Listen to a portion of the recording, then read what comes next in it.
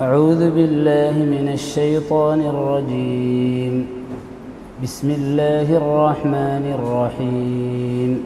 أقم الصلاة لدلوك الشمس إلى غسق الليل وقرآن الفجر إن قرآن الفجر كان مشهودا ومن الليل فتهجد به نافلة لك عسى أن يبعثك ربك مقاما محمودا وقل رب أدخلني مدخل صدق وأخرجني مخرج صدق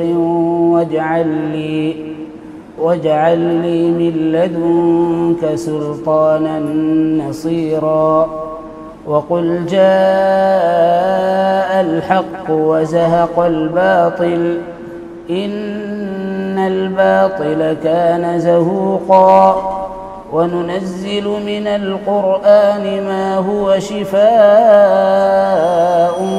ورحمة للمؤمنين ولا يزيد الظالمين إلا خسارا وإذا أنعمنا على الإنسان أعرض ونأى بجانبه وإذا مسه الشر كان يئوسا قل كل يعمل على شاكلته فربكم أعلم بمن هو أهدى سبيلا.